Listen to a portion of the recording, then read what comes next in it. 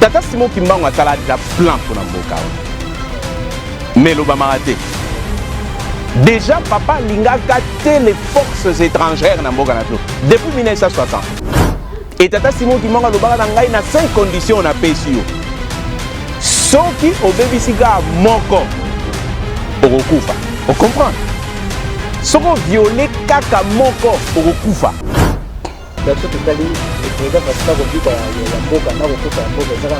Mais ils ont des fois parce que depuis le temps, Nzambe a travaillé à kaka na mutu ya tete. Babel bakamatie ba kati depuis seneti nyama. Pour la kanda baziba, tiens na kata sid na kata tono disparu. Bon, quoi ça dit ça?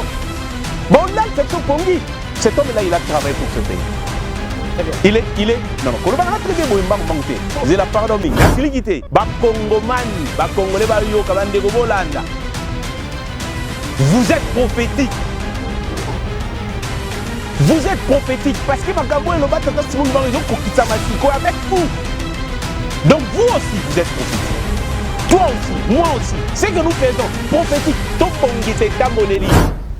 Que ce soit au ministère, que ce soit dans une entreprise publique, vous êtes mandataire public, vous êtes ministre, vous êtes député, vous êtes au cabinet du président de la République, vous êtes, attention, vous êtes prophétique.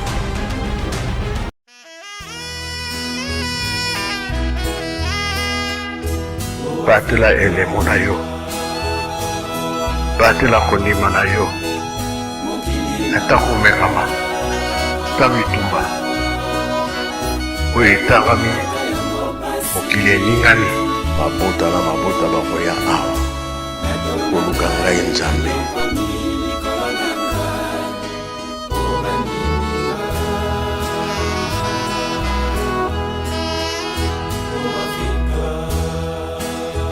Elobo makiete ngai na bino na mokolo mwaleo tokutana batata ba mama ya Afrika Kimbangu Télévision.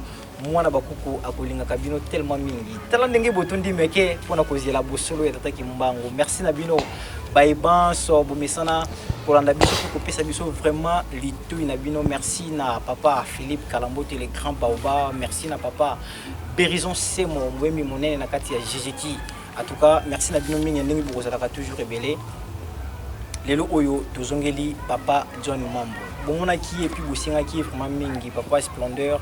Papa John Mambo akenda wapi kasi tuye ba ete ngai na bino papa John Mambo azonga ki déjà en forme lelo oyo toli ko traiter na vraiment makambo ezali très motu ya mingi ngai na bino tozali ba témoin tozali vraiment ba nzenene ke to mona ki be mission elekaki ndenge papa John Mambo apesela ki biso kasi na ba mission elekaki to traiter ki na mambo etali actualité oyo etali bongo présence ya roi Philippe na mboka Congo voyage ya pas raté et puis voyage ya sa divinité papa Simon Kimbangu qui est le paraître du monde na kati ya Brazzaville kasi tellement TV kozala kangonga kozala kana ngonga kuna pe mwana mboka Jérémy Kinitu akosina kabiso ete to komina suka ngonga ezali ngonga kasi le lobotika la vraiment branché s'il vous plaît le lobotika la vraiment branché to bimisa ba sekele oyo nano ebimati omoni le oyo peuple no ezali konyo comme po vérité ezali caché yango le ngona papa John Mambo to li ko betene vraiment malembe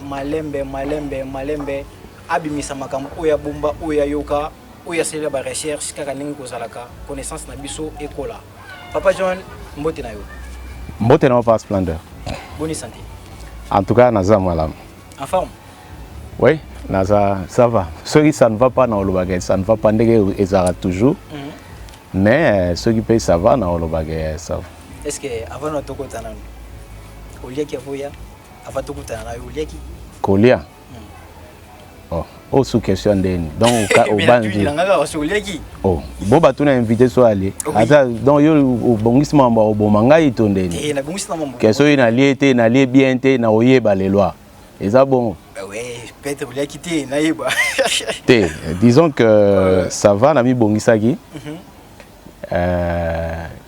ndenge zara so lancer ba appel so que simbi to kutani so que simbité n'a profité de l'occasion pour na yepsa bande balandi que moi muke ba tenir biso rigueur te biso mbalé surtout ngai nayebi que batan ezozala ta mosusu tokutani etie mulai toye ozonga etie mulai toye ozonga po nde balobaka na français l'homme propose Dieu dispose et puis naza pe na mwa makambo mosusu nasalaka en tant que mutu donc ba rendez-vous na yo soki ozolancer soki ezobalana te ezalaka mwa pasi donc mpona yango bandeko ba tenir biso rigueur te yo pe tenir biso rigueur te tozala no na Kinshasa donc tu comprends un peu modèle ya vie oyo na menaka donc lelo nzambe abongisi na bolingo na ye e balani yango na ye sinon ça va.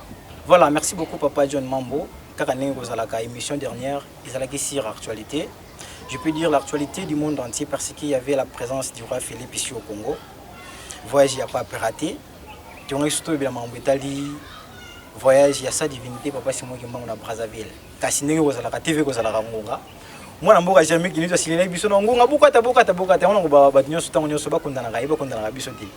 Mais Papa John, avant tout côté vraiment na maman Likambo, il y avait des questions aux téléspectateurs ba poser qui ndaki ça on est comment ko baki ce qui vraiment Papa Simon qui mbango qui nga nazali Dieu le Saint-Esprit.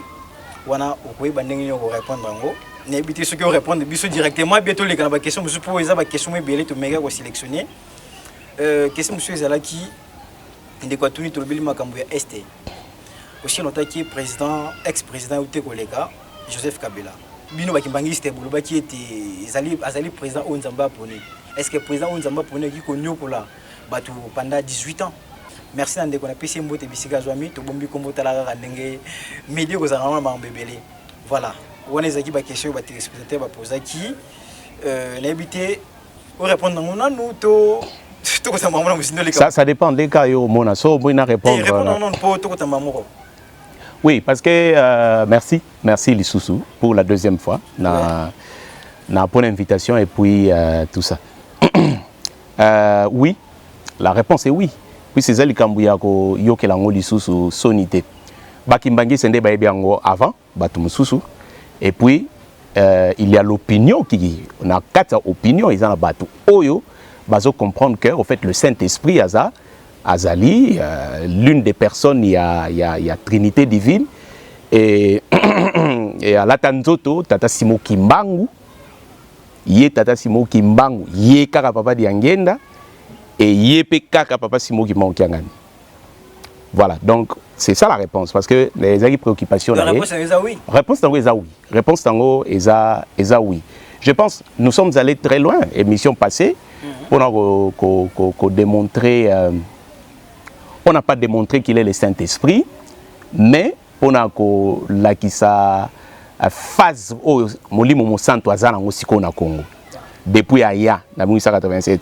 Nabandi na masolo mususo to beta kaya na ba émission uta ko leka.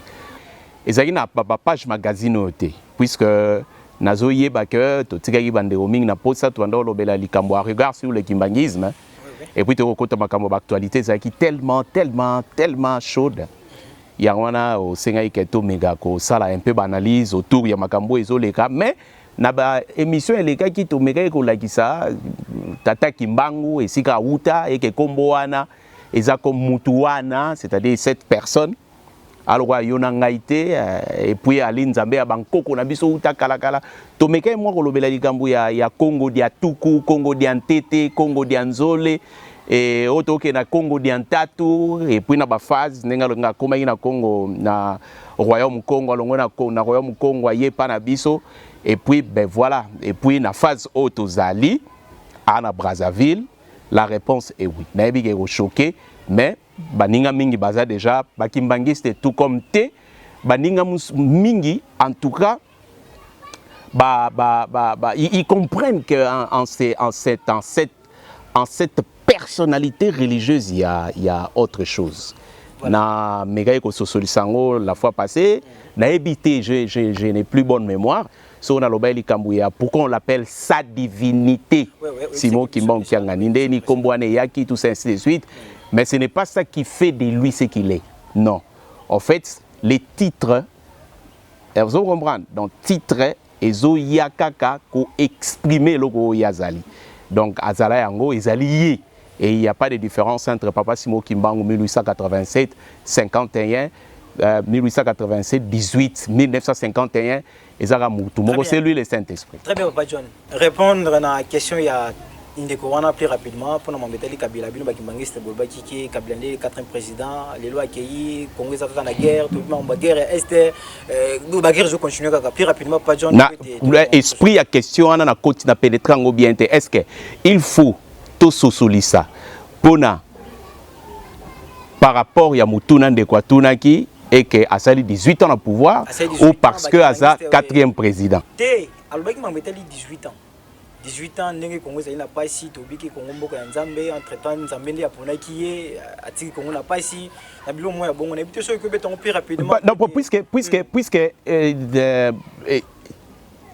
et loko ndeko molandi il faut comprendre que puis ba yike baninga il faut pas comprendre ezali que Nzambe a un schéma, un plan du salut.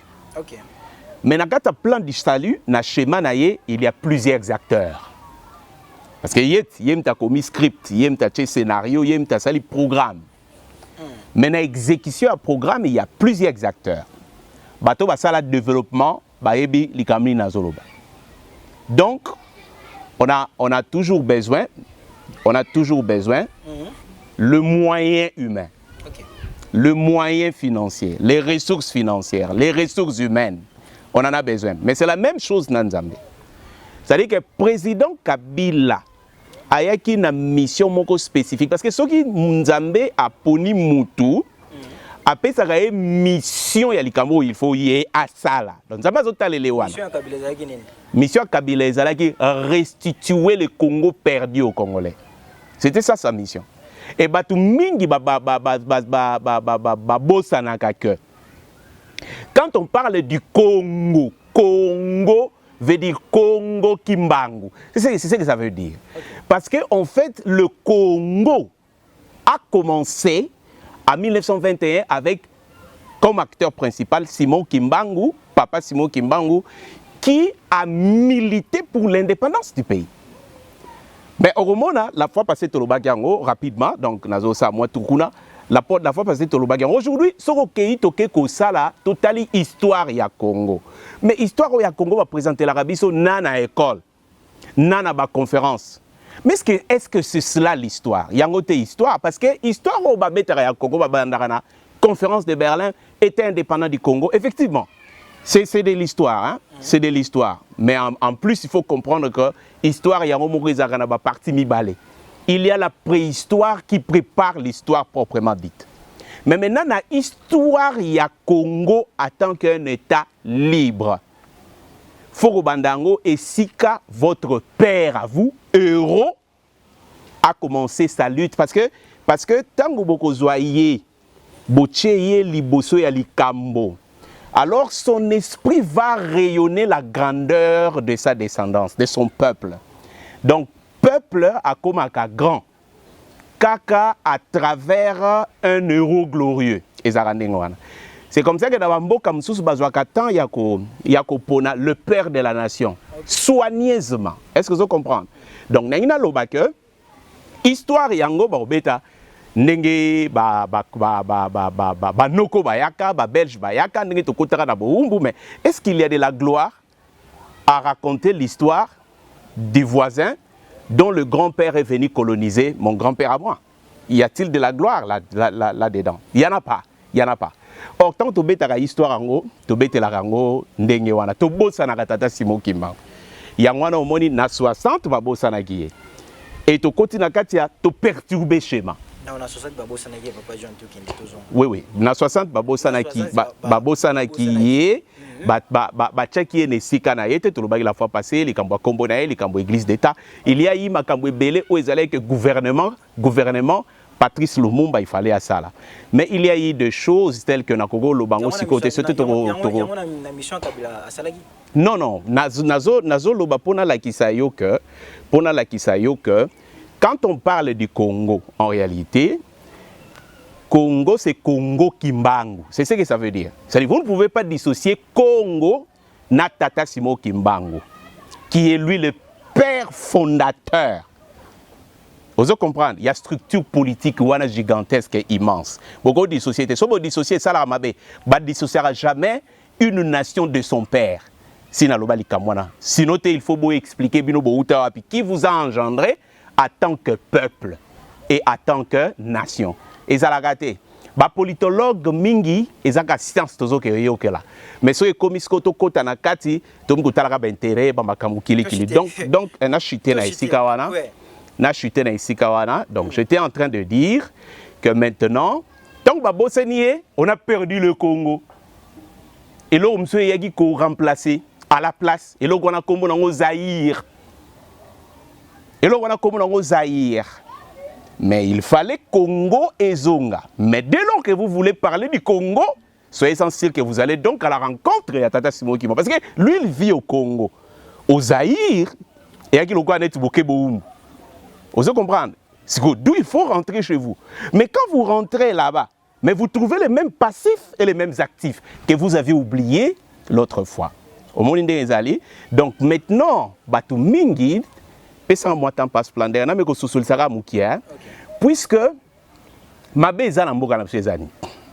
il y a beaucoup de formations politiques qu'on appelle communément des partis politiques. Ouais. Alors, mais l'éducation politique de base n'est pas enseignée. Et puis, l'éducation sur la promotion des valeurs intrinsèques primordiales ne sont pas enseignées.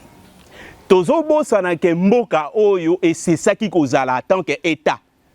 Parce que quand on parle de l'État, il y a des éléments, il y a les territoires, il y a une autorité souveraine, il y a un peuple, il y a également l'intégrité de ces territoires, c'est-à-dire des limitations, il y a Ninuana. Mais ça ne suffit pas.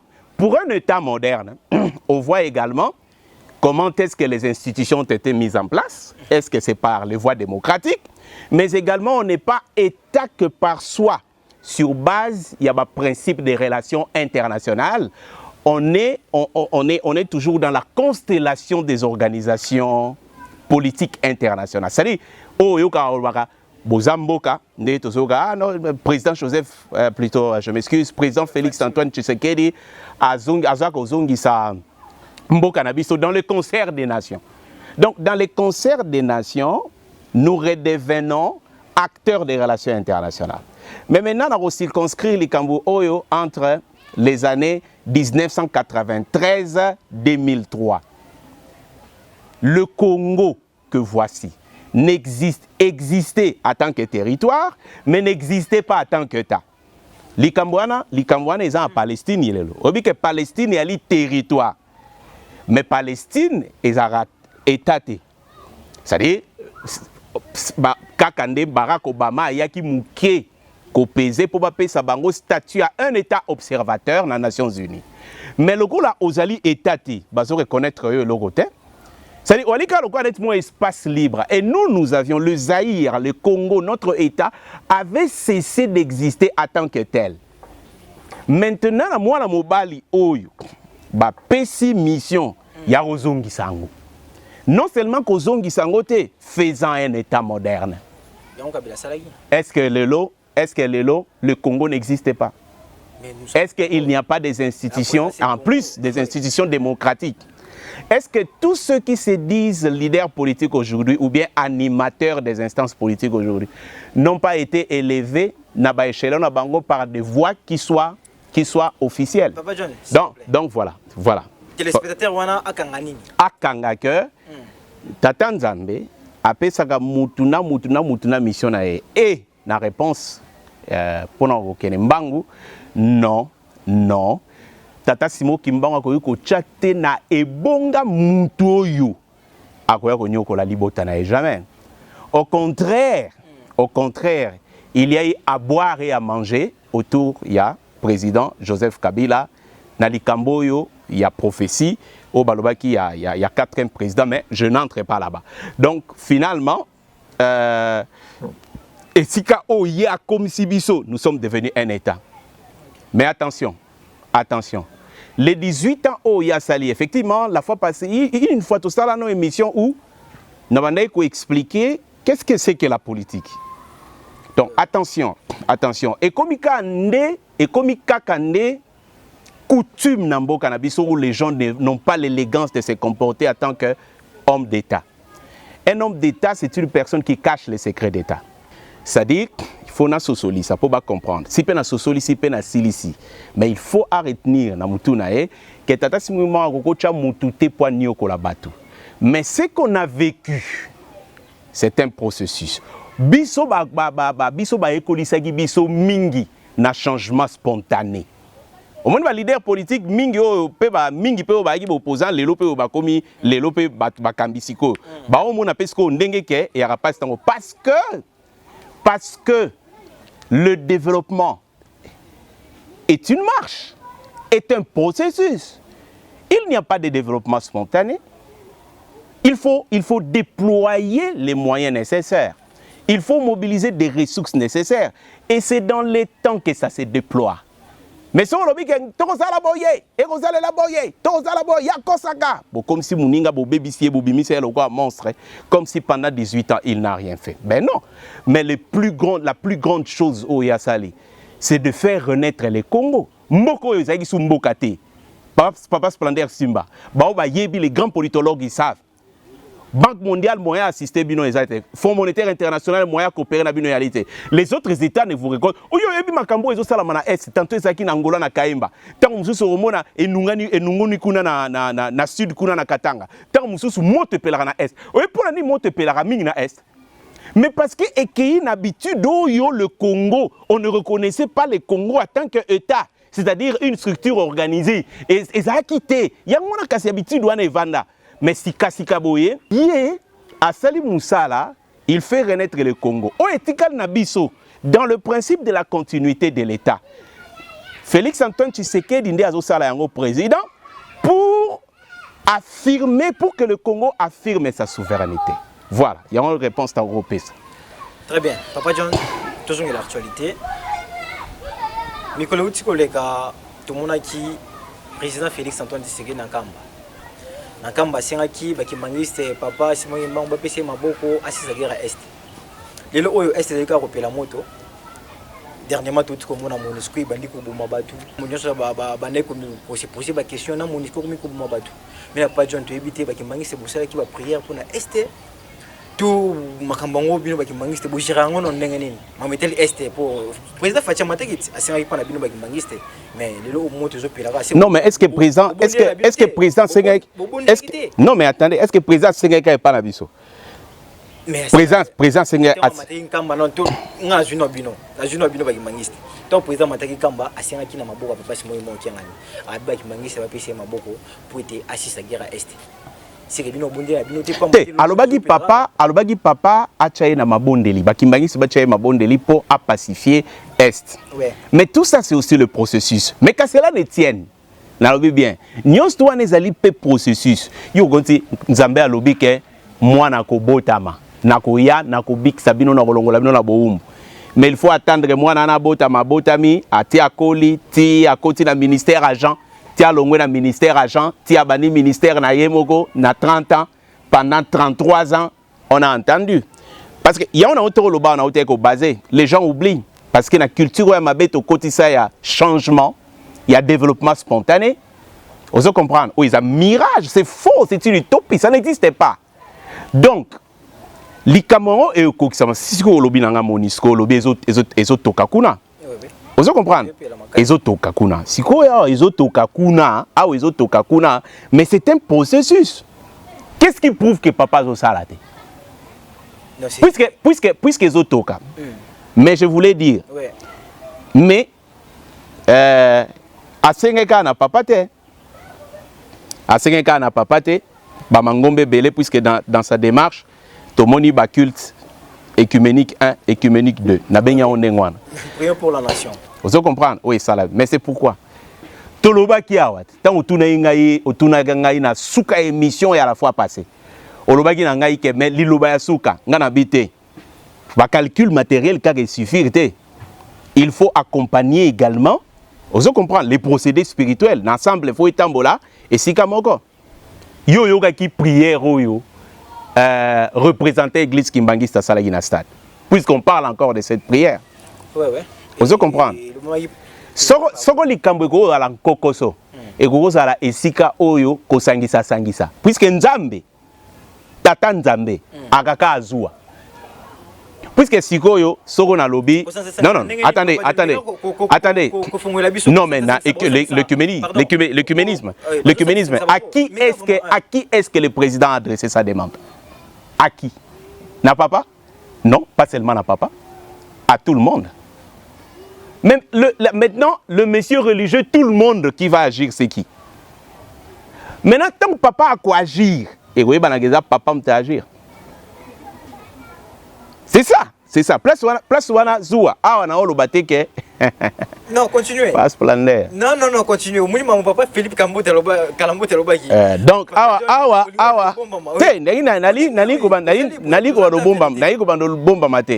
C'est-à-dire, Mawayanzambe.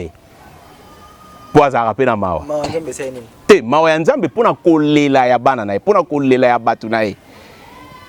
Mais ce qui tata Nzambe a mis vandisi na kitu ya. Parce que tu oloba ke tango ya li tango ya tata Simo Kimbangu. Oiza tango na ye.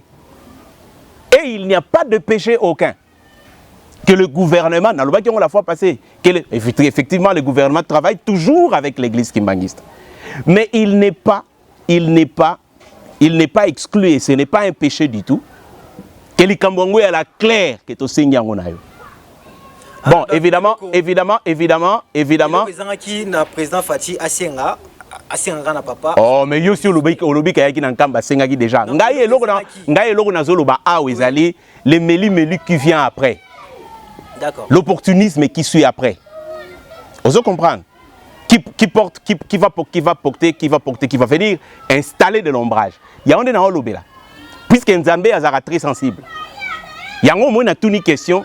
Et puis si tata Simo Kimbangu, nana oye bagay ta question. En plus de cela, il y a le schéma. Il y a toujours un schéma. Donc, parce que Mutoyo abikisaka, munganga oazo bikisa maladie, yende ayebi microbe nini ali, ayebi kisi nini akoma. OK. C'est aussi ça. Ah, pena bandeko balembi sana olobango de façon proverbiale. Très bien. Donc sikoyo ngana obela. Na ye na présenter ba symptômes. Ngana li munganga na maladie ngana e bien. D'ailleurs maladie a leloté, et maladie depuis 60. Au moins maladie, il y a maladie depuis 60. Qui est malade? Est-ce que c'est le régime en place? Non. C'est le Congo qui est malade. Mais la maladie dont souffre le Congo ne date pas d'aujourd'hui. Ça date depuis 1960. Nous avons expliqué la fois passée, nous avons justement un voyage à Papa Diangé en septembre. Oui. Mais oyayebi maladie on a bien. Naïb benenge obiki là. Tala na ba symptômes aux présentés. Mais là oyo. Maintenant il y a deux choses. Si on va prescrire des médicaments à mélité, nini oya. Arobikate. Ou alors, ceux qui ont dit qu'on mélange à un certain moment, bien, et les kinga itro, et les bololo, non, excusez, non, la caticure. Qu'est-ce qui vient? Rechute. Et rechute, il y a les périodes où les aranettes sévères, collègues. Vous comprenez? Sévères, collègues. Alors maintenant, Tata Simo Kimbangu, qui a ngandé à Ebimboka. Nalobaki la fois passée, il faut okende. Papa a tout ça, ni tout ça. Bon, et les cambo izalaka na bango ezaraboé. Tant ba kenda pe tam so go ba pété tam so ba okende pe déjà, il y a des demandes qui se font d'une manière ou d'une autre. Donc awa en réalité, ce qui nous est présenté. Et on est au réfléchir sur Yang. Donc sous réserve, il y a fait que peut-être qu'il y a des démarches mususu en coulisses oyo et salamaki tu es au salama. Mais je note aussi que le fait de dire en kamba kena tsenga ki na papa asunganga ya changa na mabondeli pona c'est quelque chose. Nga yoza munganga ngana epana yo. Et ça, il est le mot bien, c'est le mot qui toque déjà, que ça soit solennellement comme ça. Mais maintenant, na ye pas na yo. Yoza munganga. Nabi nasengi na yo. Aussi ça maladie. Nabi ok. Posi sa maladie oyo. Ordonnance ango. C'est-à-dire, na kobika, na yo, na maladie ko continuer, et dépend de gana. Donc, ce totali, le président Fatina kobika ya mboka, na kokufa ya mboka, ils na maboka na yo. Mais ils ont parce que depuis le temps, Nzambe a travaillé à kaka na muto ya che. Plus rapidement, Papa John Mambo, plus rapidement. Parce qu'ils ont un est na minute oil. Parce qu'ils ont un bandeko balimbisanga, bandeko vraiment balimbisanga nazaka boina bémission. Je suis journaliste d'investigation. Puisque au Monisco des sala voilà. Papa Monisco des sala. Plus rapidement pour la Monisco. Parce que au Moni pour la Monisco ou pas Monisco sous sala. Ben oui. Non, mais gouvernement peut sa position. Il y a des signaux. Il y a des signaux forts. Bah signaux on a là qui savent que photo Kabwana. Il faut au Kabwana. Et le fait aussi que le ministre des Affaires étrangères a décidé qu'Ozonga, bon, Togolo Bango expulsé, a décidé qu'Ozonga, Ozomona, l'ambassadeur à Nations Unies, c'est déjà un signal fort. Donc ça veut dire que Kalami était faux Kangabisa Kalabino Bokin. Mais il y a un processus.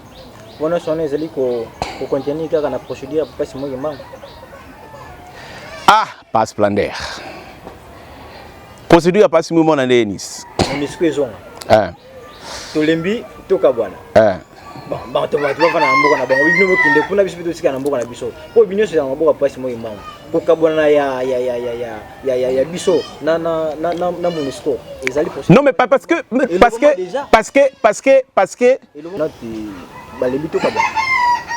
Tata Simo Kimbango a déjà plan pour Namboka. Mais l'Obama déjà, papa Linga gâté les forces étrangères Namboka depuis 1960.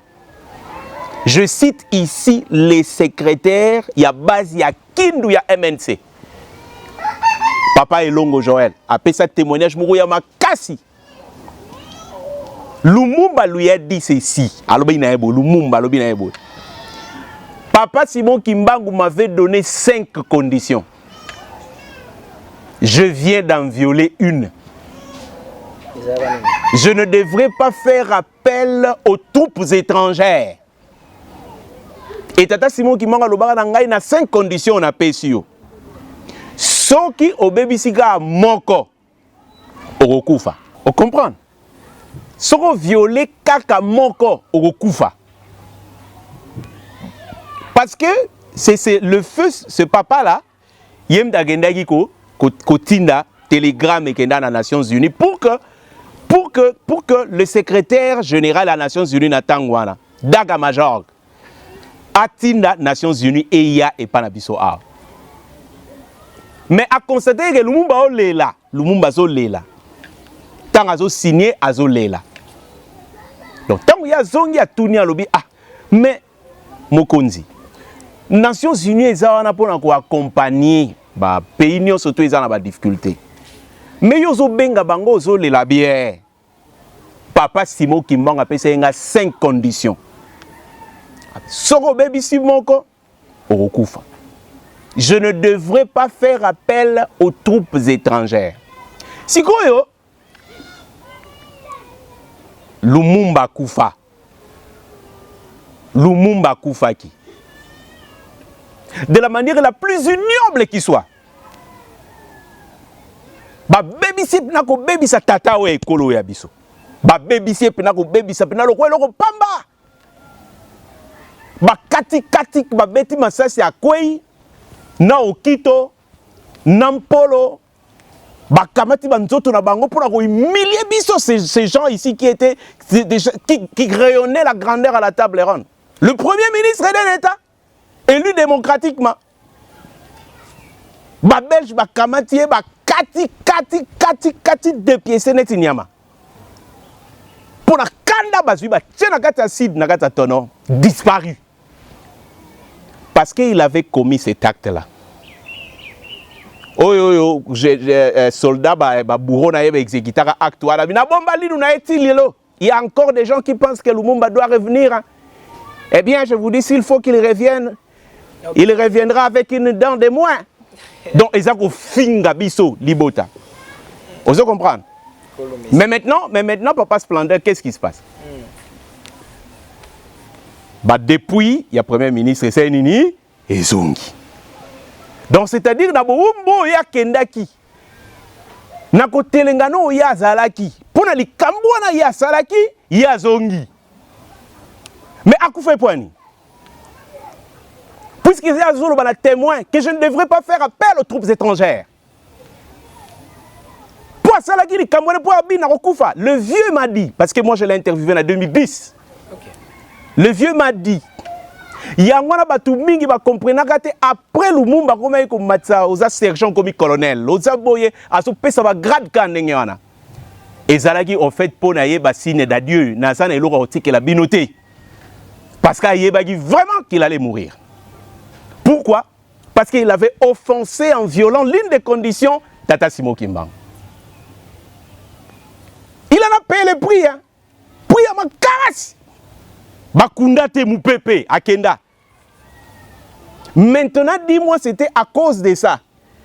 Et maintenant qu'il est revenu au pays, qu'est-ce que vous pensez que Ekorosa sort? Il y a organisation à Nanesigezali. Nabwagi bale, nabwagi na yo, nabwagi pe na baninga, eza réflexion tout ça. Nakufaka pona violara likambo. Lelo tata yokelinga mawa. Dans la dynamique, il y a reconstruction, il y a mboka na biso. La dynamique, il y a restituer mémoire na libota na biso. Laisse-moi continuer. Il y a na libota na biso. Je reviens.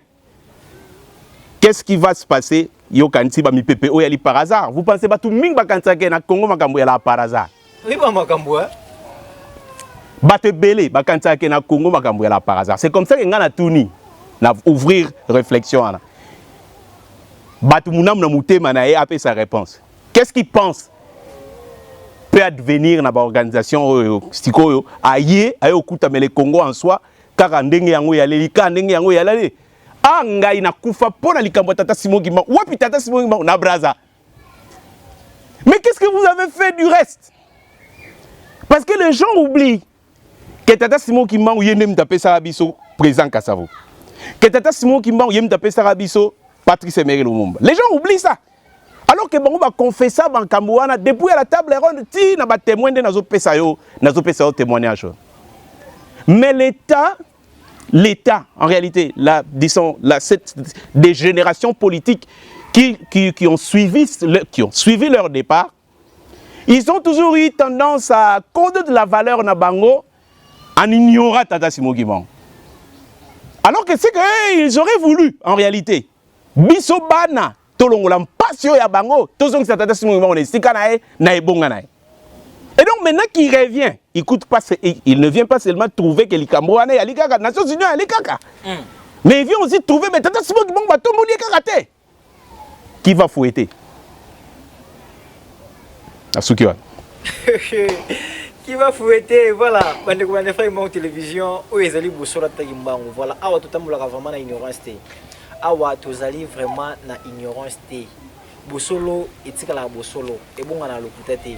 Yangwana biso na Afrique Kimbangu télévision à ma qualité de journaliste d'investigation, na kosala toujours ba recherche na ngai pour na bimisa makam o no lo bomati.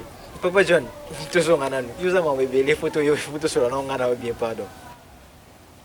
Oza mambebele autant na miso kanda poani te miso kanda te nazotala yote voilà oza mambebele po to solangana pa John be monsieur les gars qui obaki mambeteli papa Diengenda na papa Diengenda na année 70 akendaka na este kozongisa libanga ya frontière ou ikabuli Rwanda na RDC ono eza vraiment limite oyo acheki na frontière mina papa John mamuto e banana frontière ngo ezaka na nini ba wela kana nini ti lelo batu bazali ko kufa likola frontière wana makamunia makasi kozala kana frontière wana. Ah bon so ba wela nini nga ebite bato ba wela bato muto alinga pour sa frontière na ebelone azoluka Toujours est-il que dans 1920, détail, où il y a des détails très importants. Très souvent, on bat balobela alikambo oyo, babosa na alikambo ana. Vous comprenez? Likamni babosa na. Babosa na ke na suka ya Première Guerre mondiale. La Société des Nations, où ils ont formé il y a Nations Unies à Tangwana, où ils ont créé. Après ça, il mandat na moi bamboka ebele, en tout cas bamboka va participer à un effort de guerre. Après ça, il mandat na ba pays où ils participent à un effort de guerre. Bagwako soit ba territoire comme butin de guerre. Où ils ont il y a Allemagne. Entre autres, Cameroun, Rwanda, na Urundi, ils ont ba territoire, ils ont ba colonie allemande. Ndeye kusala que bazio yango ba pesi on a Belgique ba annexé yango na 1920 Congo belge yo koma Congo Rwanda Urundi. Vous comprenez? Congo belge comme Congo Rwanda Urundi à partir de l'année 1920. Donc tant au ministère a pas en 1921 nous sommes au Congo Rwanda Urundi. Parce que Société des Nations et Pesagi na na territoire wana nyon surtout où il participe à un effort de guerre bamboka o nyon surtout allemand na banda ko tambolisa. Là on est d'accord.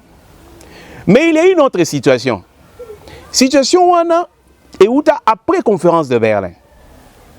Quelle était la situation? Situation ezali que Léopold II a aki na mbongote.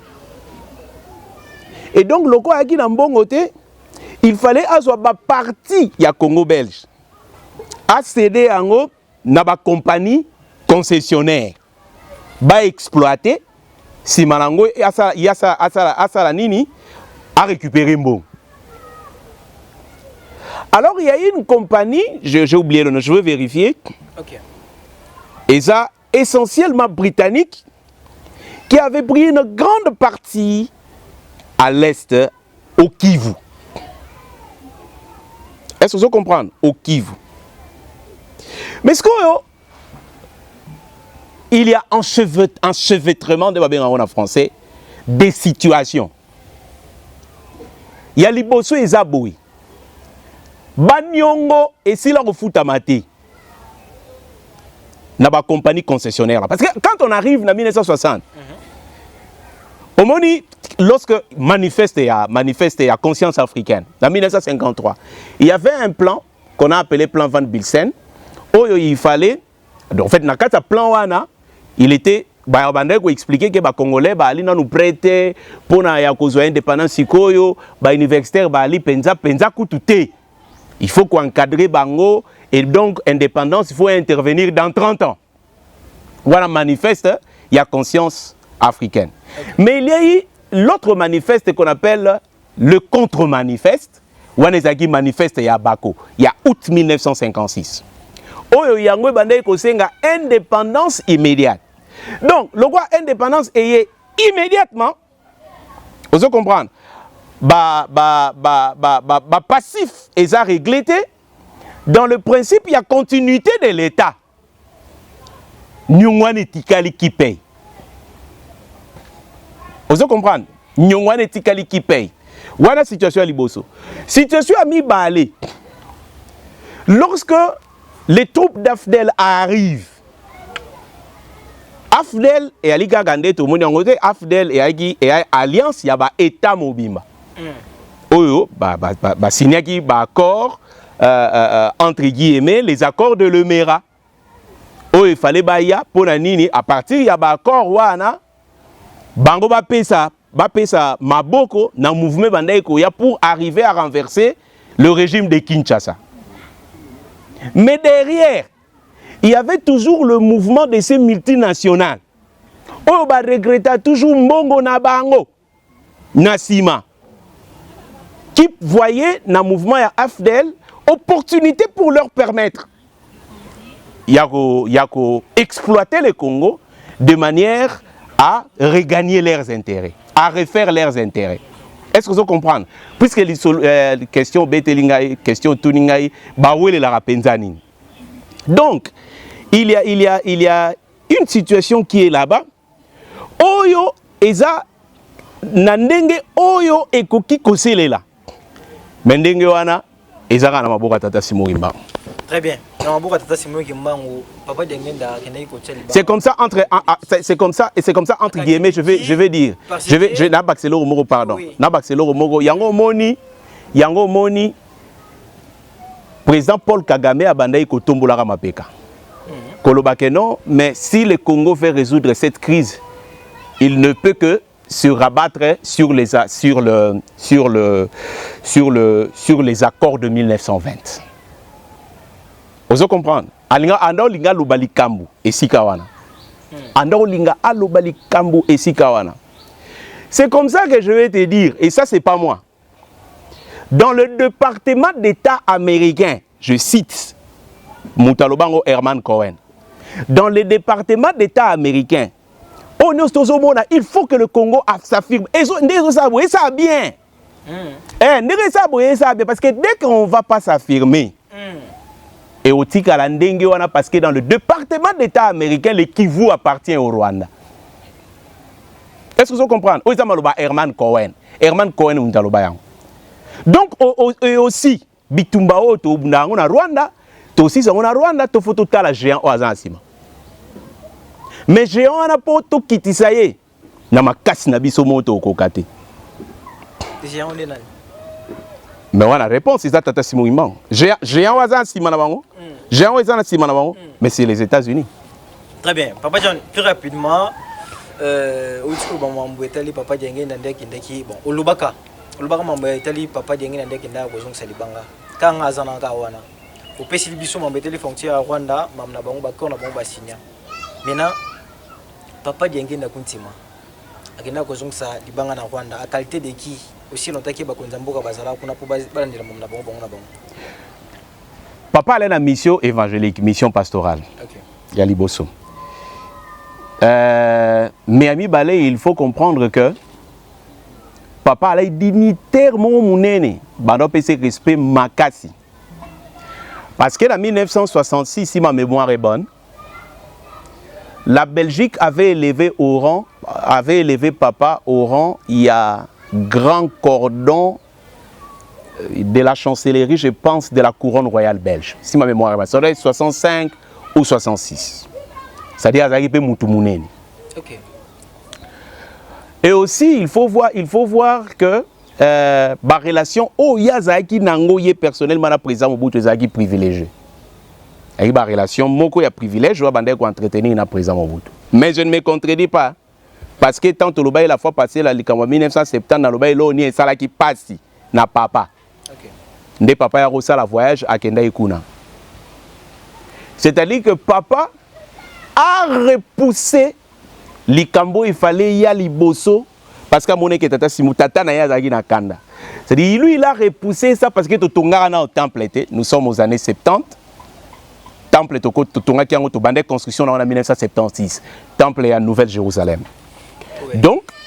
Donc en tant que pasteur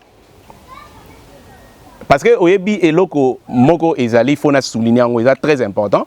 Question tout n'est bien. Mais aussi il faut simba. Oui, il faut Simba que le prophète ne l'est que pour son maître, le Seigneur qu'il sert. Oui.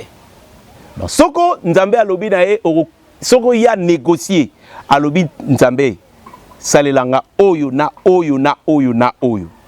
S'il obtient pour la survie du peuple, il faut salango. Il faut salango. Mais aussi, autour des questions, on a vu qu'autour des questions, on a bien accepté ma casse. La qualité.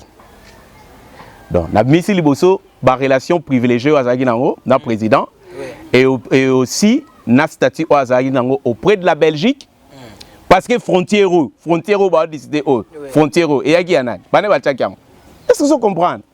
Mais c'est la Belgique. C'est la Belgique. Mais un statut au Belgique et Mathieu a exécuté les Camerounais liboso 1. Yami balé c'est que papa, à l'époque coloniale, il a travaillé avec le gouverneur général Pétillon. Vous comprenez? Il était secrétaire particulier du gouverneur général, gouverneur général, M. Léon Pétillon va travailler dans papa, jusqu'aux années 58, si ma mémoire est bonne, 58-59. Donc, il y a Ali, secrétaire particulier, vous savez, il est secrétaire dans le cabinet, le secrétaire particulier du gouverneur général, M. Pétillon, Léon Pétillon, qui est devenu gouverneur général du Congo de 1952 à 1958 ou 59, si ma mémoire est bonne. Mais Léon Pétillon était également gouverneur général de Rwanda et Urundi.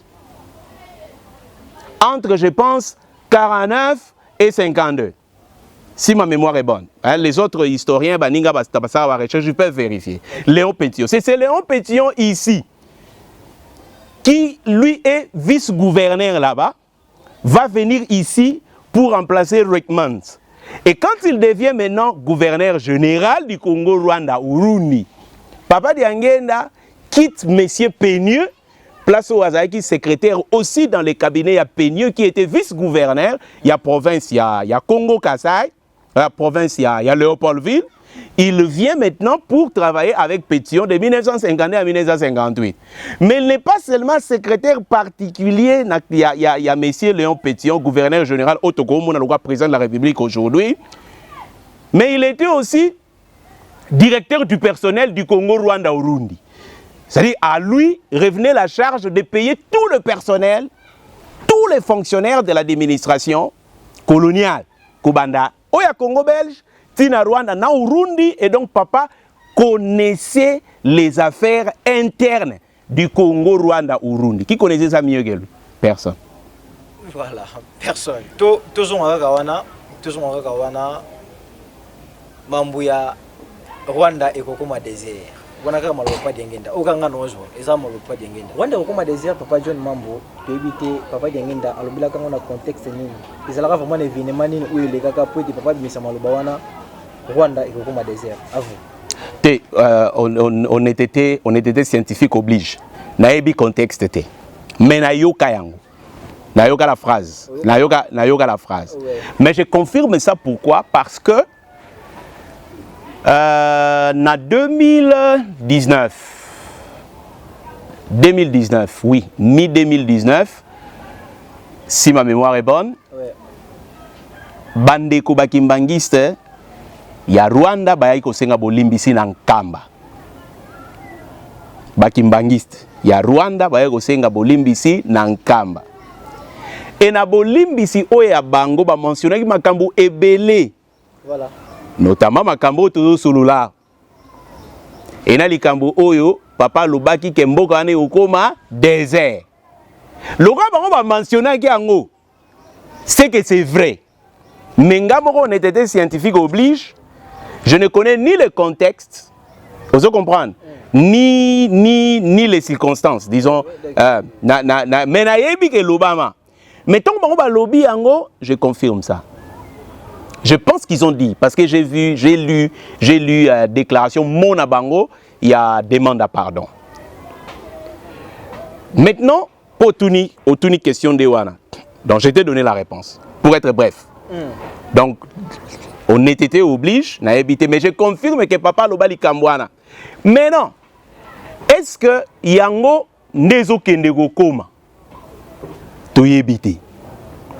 Mais est-ce que le désert en question, c'est un désert physique ou c'est un désert géographique? Enfin, je vais dire, c'est un désert cartographique. C'est important.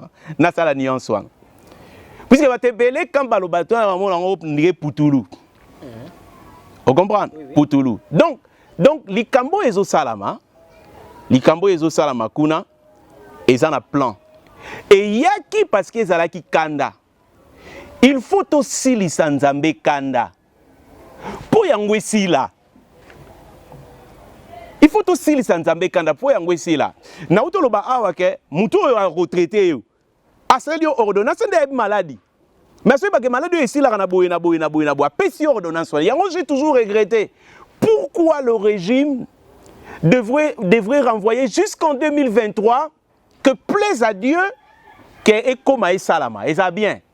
Mais il ne devrait pas attendre jusqu'à 2023 pour en redécréter 6 avril seulement la date. Journée fériée et payée. Botata simunga banda obundise bwana.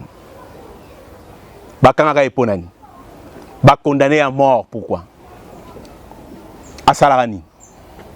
Pourquoi abundisi ba papa? Il y a quelque chose qui gêne. Est-ce que Zobundisama, je n'ai pas de précision là-dessus, mais seulement je me tends dans le baguette, lanterne, Bazama Lembe. Pourquoi faire entendre ça? Papa John.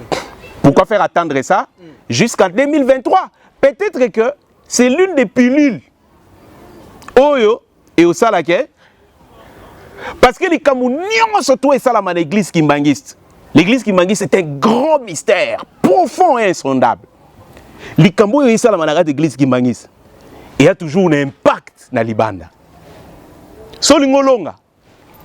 Longa l'église kimbangiste. Na politique, longa l'église kimbangiste. Na science, longa l'église kimbangiste. Na religion, longa l'église kimbangiste. So longa likuna impact et alibanda. Est-ce que vous pensez que c'est facile de restituer une structure gigantesque politique telle que le Congo avec ses multiples enjeux? C'est pas facile, hein? Parce que bon chaos, c'est vrai. Tobosani Angolelo, on a des intérêts égoïstes et politiques que ce pays a toujours fait l'objet, d'un complot international. Tobosani. Okay.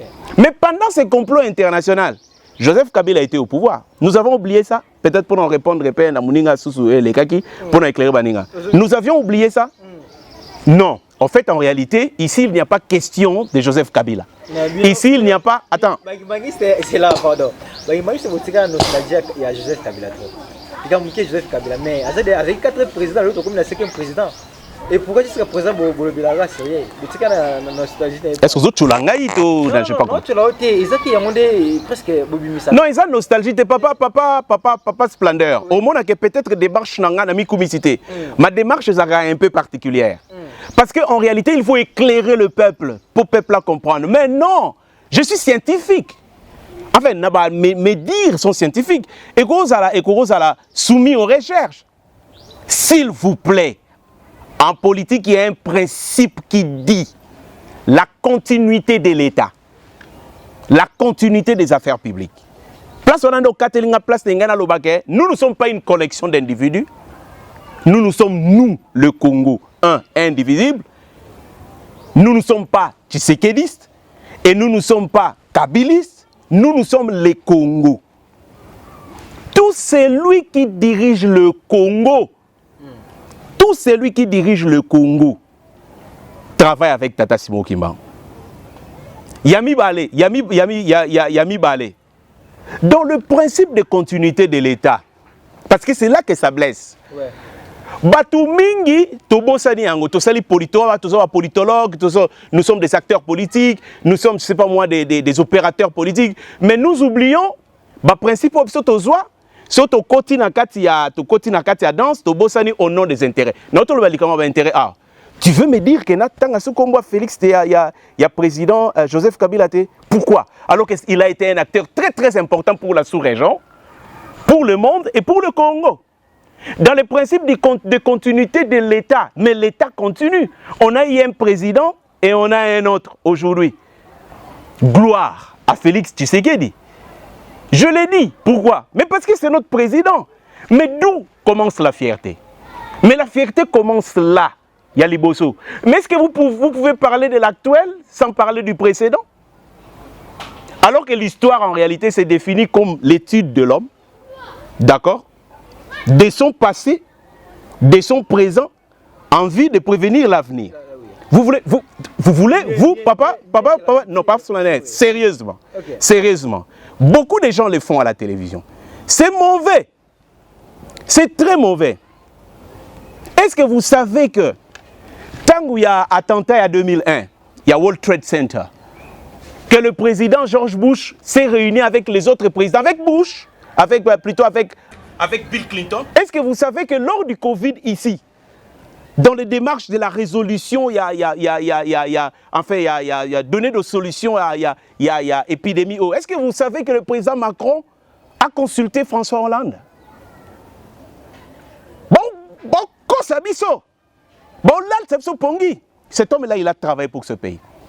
Très bien. Il est non, très bien, c'est la pardon, c'est-à-dire, yo, le gros côté la mingi, si on comprend les canards, si on comprend les canards, yo, un can bateau, balinga Congo. Ben oui, vous comprenez.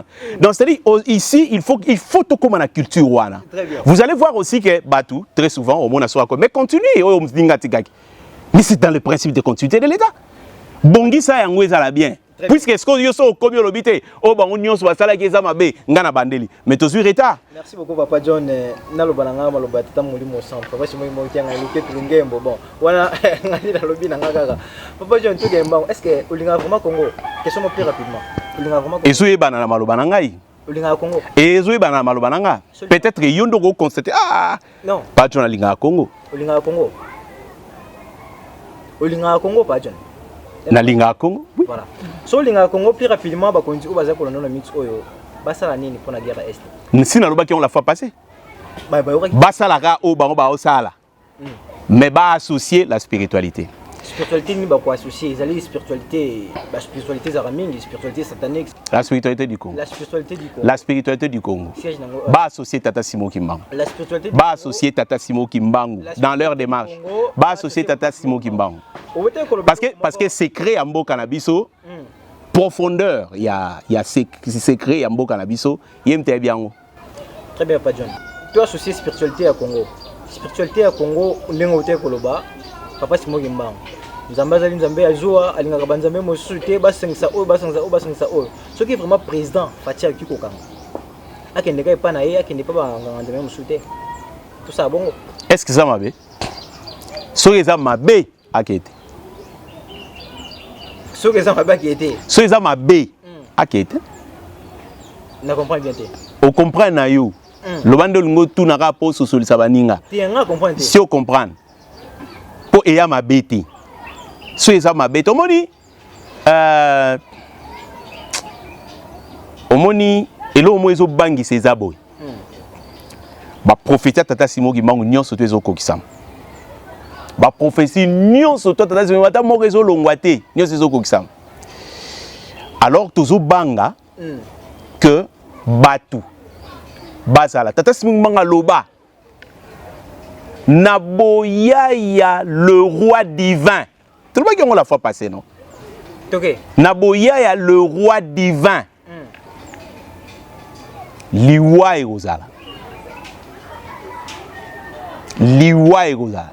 Nayogaki un penseur mogo na obenga grand frère na linga mingi.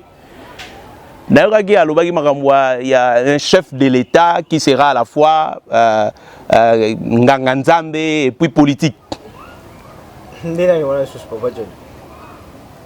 Jean Goubal. Alobaki yango na ba interview na Emoro na Talaki. Mais il n'y a pas seulement lui. Il y a des gens qui pensent. Mais c'est le professeur Kabe Antambarandal en a parlé. Le professeur Makoso en a parlé. Bandeko Bagetanga na Congo N-Line, si ma mémoire est bonne. Bako Tanakati, je pense qu'il est sélectionné en 1998. Il y avait un thème, une véritable paix pour l'Afrique nouvelle. Et là, il y a eu l'intervention du professeur Kabe Antambarandala sur Papa Simo Kimbangu, sur en réalité le tourment de la sous-région en rapport avec Tata Simo Kimbangu, mais aussi les interventions à professeur Makoso. Ils en ont parlé. Et là, ils ont aussi parlé de ce roi au Tata Simo Kimbangu en 1921 qui va venir. J'ai essayé tant soit peu, avec mes mots faibles, il y a redémontré. Il y a aussi qu'on a bété les solos, il y a sa divinité qui est pas Tata Simo Kimbangu qui a gagné. Kena tango to komi o, exactango oyo faut bana ya Congo bazwa conscience parce que Papa Simo Kimbangu aloba ki boyi na ba prophétie wana. Toujours prophétie à 10 septembre 1921. Il a dit lorsque le Congo commencera à se libérer. lorsqu'il commencera à se libérer, tout pays qui osera attaquer le Congo sera englouti par les eaux. Est-ce que vous comprenez? Ce que vous souci est abouillé. Bana Congo, c'est libérer. La libération, c'est d'abord la libération spirituelle, mentale. Prendre conscience, la vraie. Pas une conscience robotique, je sais pas moi, instrumentale, je sais pas, mis sur pied par ceux qui veulent que nous soyons comme ça. Totika Laboé. C'est pas la vraie conscience. La vraie conscience, c'est mettre au centre de nos actions politiques ceux qui ont commencé le Congo. Okay. Et la vraie conscience congolaise, c'est Tata Simon qui manque. C'est lui qui est notre identité nationale. Mais oui, il faut toujours, la fois passée, j'en ai parlé. J'ai parlé de projet de société, projet de société, sans pour autant, osons comprendre, intégrer l'élément. Il y a Tata Simon qui manque dans un projet de société. Mais c'est lui qui a vu le Congo avant. Le Congo, c'est une société qui était un projet au départ, en 1920. Je parle du Congo libre. C'était un projet de société. Et Tata Simon Kimbangu a milité pour l'effectivité, pour la matérialisation de ce projet. 30 ans de prison, vous allez comprendre, militantisme de foi spirituelle, 37 000 familles arrêtées. Dit, Naebisio, pas splendeur, on aura le temps d'en parler. Mais cela a fait que finalement, nous avons accédé à l'indépendance. Kassavou, vous connaissez Tata Simon Kimbangu? Je parle de Lumumba ici, il connaissait Tata Simon Kimbangu. Comment se fait-il que c'est en 1960? Mais Lumumba dit, n'a pas Elongo Joël. Simon Kimbangu a passé 5 conditions. Ils s'étaient rencontrés où? Les anciens, vous comprenez, le doyen du MNC le savait. Nissé Kachamoura et les autres, ils le savaient. Et c'est ce qu'il devrait faire, voilà. Le mettre au centre. Voilà. Donc on a fait si réponse. Jérémy Kinetou, pardon, de Konangaï, pesa 2 minutes Karapamba. Pardon, Jérémy Kinetou. Moni Jérémy Kinetou. T'es sûr que monsieur ici, il est ici, il puisse se go. Jérémy Kinetou, non, Roki Matina, tu n'as qu'au dessus au liaki, papa. Tu n'as qu'à au liaki. Question à l'album, c'est à moi. Est-ce qu'au liaki? Voilà. N'est-ce qu'au liaki déjà, bien sûr, aussi dans son numéro secret. Voilà. Papa John, au Missi, et là, on me retrouve tout ya. Mon métalli, ma prophétie à Tata Kimbangu. Moi, personnellement, Naza pour boycotter vraiment et l'autre côté. Kasi la question est à poter ba solo. Mambetali 4e président. Ils ont des bino ba kimbangiste. Bino monde bolo bakango attaquer bon Kabila Oumelaki 4e président. Même si on a voix officialité pour bakanyo so avo bimisa voix officielle ndalo. Voix officielle c'est Papa Simon Kimbangu. Est-ce que Papa Simon Kimbangu misa vraiment Mambetali 4e président qui est la 4e président de Nyon Sekoko. Bilaka Nyon Sekoko. Opé Manin. Tu n'as pas gâté Papa John. Non. Ah, enfin. Ouais. Donc, ce papa, si vous m'en allez, il serait bien quand on est que ça va 4e président. Ce qui prophétie, c'est une question. Bandela na question moment. Comment place Soana. Nabi boy Papa John. Toujours bien m'embêter de la prophétie. Quand nous soulever on a été yomora. On a la prophétie Papa Simon Kimbangu kokokana. Yo on a vu que non la prophétie n'y sont pas Simon Kimbangu on a zo boycotter et l'autre côté on a boya na l'autre côté mais Mambetali 4e président est-ce que c'est là qui voix officielle ndé Papa Simon Kimbangu ndé loba Mambetali 4e président to attends on a bino tant boyer na kati ya Lingomba ndo misiki no ce qui 4e président yo ande Joseph Kabila yo ande Papa officiel bilaka tes prophéties ce qui na comprendre mutuna na yo prophétie wana ezali c'est ça la prophétie ezali. Ce n'est pas seulement Joseph Kabila.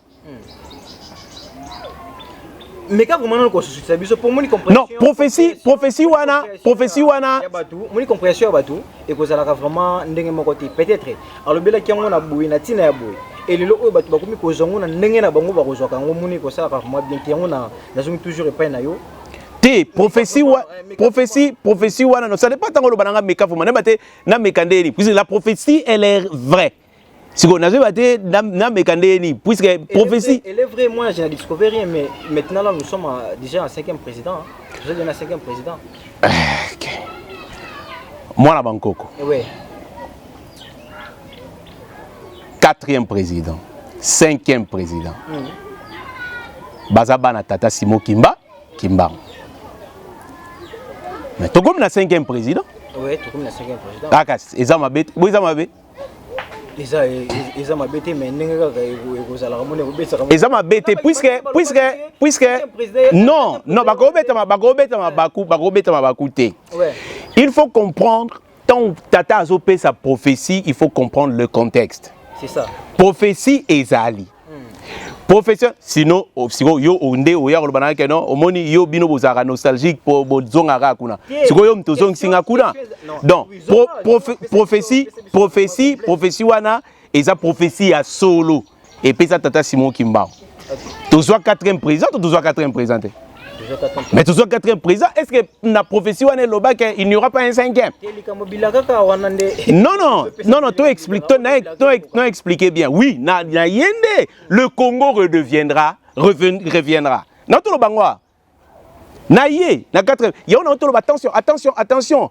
Puisque Nzambe, c'est un esprit transcendentiel, et puis c'est un esprit, pour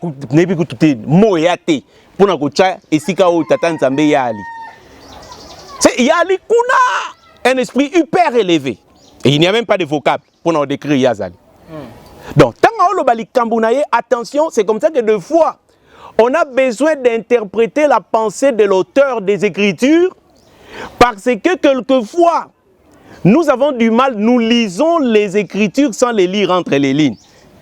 On va bien sonder les Écritures. Donc une prophétie, il faut la sonder pour comprendre. Quand il a parlé, alors il était qu'il n'y aura pas un 5e. Il y a un 4e président né. Tant que vous avez mission à globaliser, va restituer. Parce que quand vous avez le programme s'éclatent aux actions, s'éclatent en projets qu'il faut atteindre. Donc, des objectifs qu'on atteint, vous comprendre, la sommation de ces objectifs dans la marche va vous permettre d'aller atteindre, d'atteindre le programme. Au monde des alliés, de réaliser le programme, d'accomplir le programme. Donc, Tata Simon Kimbangu, merci d'avoir posé cette question, puisque tout le monde a un peu éclairé l'antenne à Baninga. Nous basé en sens. Donc, il faut comprendre que mission Mounene Bapesa qui est faire revenir le Congo. Le Congo Kimbangu. Il y a un moment qui a s'appuyer qui l'église kimbanguiste. Tâche na qui passe parce que Mboka Oyo, ça n'existait pas en tant qu'un État. Et maintenant que ce pays ici, le pays, était déjà redevenu un État. Naba institution. Bakambo qui tellement ébélé pour 5 minutes temps et à peine au limbolangote no quitter batumi babando laxam sapi total il sous-souté yetomone ali kabiliste. Non, mais c'est nous l'État congolais. Regardons-nous en face. Tout l'obelali kambo est ali bobiso. Donc nous avions cessé d'exister en tant qu'État. Omoni. Et maintenant Congo ezongi pour Congo limwanga na 60 pour na likambo Kimbangu. Mwana mobali oyo aye asali musala azongi si Congo yo peki bakimbangiste nyos bazotala bayebi likambo papa lobaka les années 90 les années 92 tango na conférence eso ndunga na kuna babosa na Tata Simon Kimbangu soko bayebi tata na ngai te conférence wana zéro papa a dit ça. Papa a dit soko bayebi tata na ngai te mboka oyo ba élection ekozala te. Mais ba élection est salami parce que babandi bakota ki na processus ya koyeba tata na ye. Joseph Kabila est parti en Kamba première fois, deuxième fois, troisième fois, 3 jours en Kamba, à côté na Kilongo. Tout ça parce que tâche naïe et Zaki Mounene, vous comprendre. Au cœur, il y a conspiration internationale au yo bachaki Congo. Yé bongite azala état. Akoko ça l'état te pour surtout exploiter kakandenge wana. Parce que s'il devient un état, Tata Simon Kimbangu il a utilisé la structure politique, le Congo comme instrument pour changer le monde. Pour changer le monde. Et donc, il a fait la prophétie déjà. Non, na premier thé, na deuxième thé, na troisième thé, mais na 4e. Alors le Congo et Gozonga yango Congo. Mais c'est un processus. Yé moi na mobali wana tango ya kozongisa yango. c'est-à-dire ici, j'essaye déjà d'interpréter. Tant qu'il y a Kozongi Sayango, et puis le Congo redémarre. Le Congo va redémarrer. Pourquoi? Parce que na tunaka na papa mutuna moko. Na mutuna wana na tunaka ye apesanga réponse moko et j'avais compris beaucoup de choses par la suite. Papa chef spirituel. Papa Simo qui manque Yangani. Parce que maintenant, vous voyez, civil Moutabandaka Congo. Est-ce que vous comprenez? Civil Moutabandaka Congo. Le président Kassavou. Après na likambo ya Baby Saka Nzambe asilikaki. Tangu Nzambe asiliki eloni elakisaka papa alobi nanga eloko nini elakisaka Nzambe asiliki soda koza pouvoir. Et donc le maréchal qui prend c'est un militaire. Le deuxième qui prend c'est un militaire. Le troisième c'est aussi un militaire mais c'est par lui que la punition va prendre fin. Et ce Rotali, Bamisala Nyonso Asali, comment est-ce qu'il a impliqué l'élément, la chose qui maniste dans sa législature? Vous allez comprendre que finalement, Kanda Yanzambe et Keyi Nakokita. Maintenant, le quoi Kanda et Sili, un civil reprend. Donc c'est comme si Dieu, Papa Simon voulait dire, la colère de Dieu planera sur vous jusqu'au 4e président. Et c'est seulement Nathan Gounaye, c'est à travers sa législature. C'est à la fin de sa législature que ma colère, la colère de l'Éternel, s'apaisera. Ainsi le Congo recommencera-t-il. C'est comme ça qu'on a maintenant un civil. Il y a un moni, même bison de tozabo, il faut toloba, de toloba, de topesa tangwa, pour repesa maele, pour qu'on ne retombe plus dans les erreurs passées. Sinon, tu écoutes ça sur la tourbillon, tu vas maîtriser en côté, et la plupart d'entre nous vont aller en perdition. Na pesi, na bongis, na sous-solution, on a bandi qui capté bien. Si vous captez, c'est que bande balandipe, ba capté. Merci beaucoup. Donc, premier, deuxième, troisième, quatrième, la colère de Dieu est aussi là pour que le Congo maintenant redémarre. Passation du pouvoir pacifique. Bon, les gens ont prédit les catombes au Congo. Que ce pays-là jamais faut Arabongo. Même le frère Occident. Le frère occidental, il a prédit des choses. Mais l'avenir de l'Afrique et l'avenir du monde se joue ici, comme cela s'est joué encore en 1960 au Congo. L'avenir se joue ici. Ça se joue ici. Donc, attention, on ne se contredit pas. On ne se contredit pas. Le Congo ne se contredit pas. Maintenant, c'est le mot très important.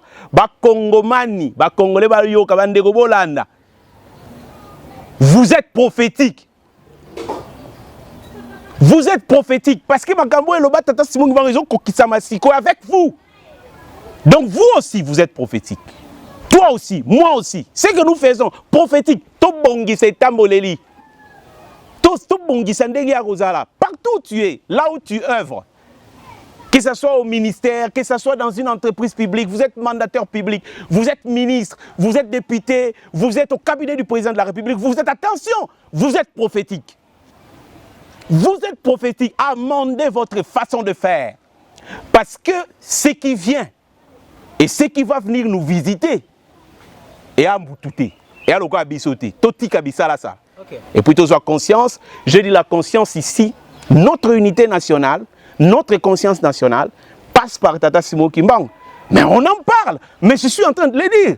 Tu veux que je le dise en quelle langue? Papa Splendeur. Merci, mon avanco. Merci. Très bien, très bien. Merci beaucoup, Papa John. Bandeko Bande Frère Télévision, souci na bisonné et kozala kayangona bo tenir na rigueur s'il vous plaît.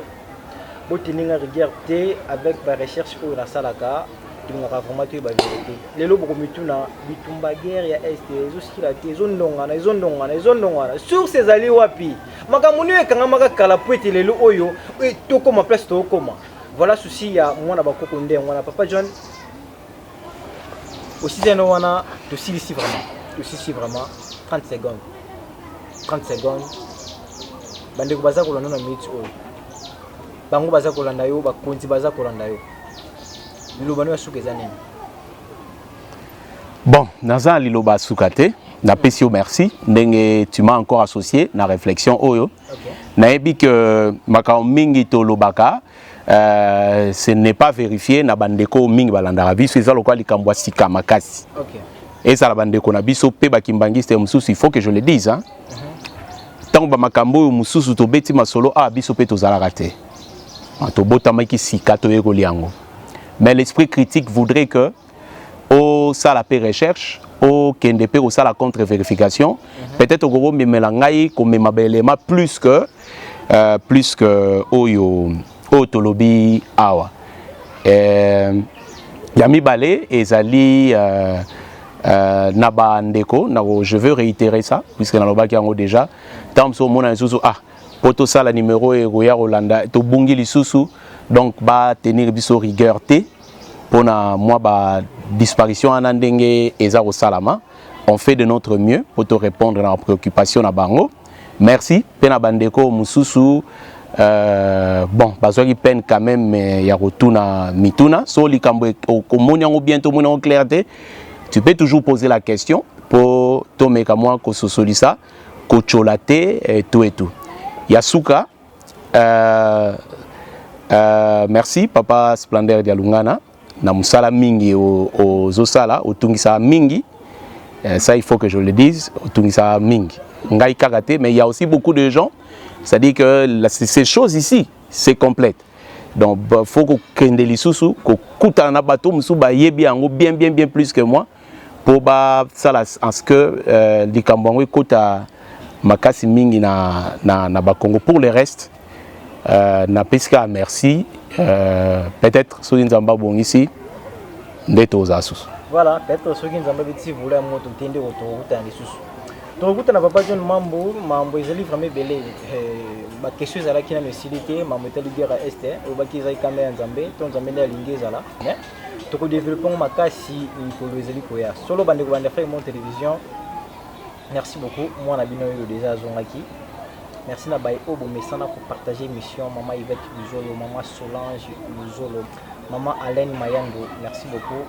Na maman Julie Fouakwing, papa Papi Bimb. Merci beaucoup. Nandenge beaucoup zoka toujours Afrique qui en télévision au cœur. Solo. Ngai nasilisi déjà. Souci na biso ndé on a tout même ba recherche, tout même ba question. Pour moi ba présent ba préoccupation. Numéro na biso est affiché. Benga pesa ba question oyo zali nango kosa to kusana pene ya bato ba yebi ba pesa biso pe bwanya autant auto sala makambo oyo ezali tozaka na partie prité na Afrique qui en télévision donc où eza yangote totambola pe na ignorance te merci beaucoup à tout cas ngai vraiment assiste na awa su bo sipela ki na émission besoin ça vraiment matondo mingi et pas ya mwana mboka Jérémy Kinitu na sima ya caméra tokutani kaka mbala ya sima soki nzambe bitisi voya motete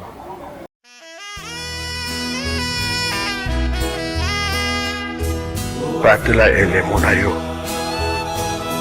batela kondima na yo ata komekama ta bitumba oyo etangami mokili eningani mabota bakoya awa koluka ngai nzambe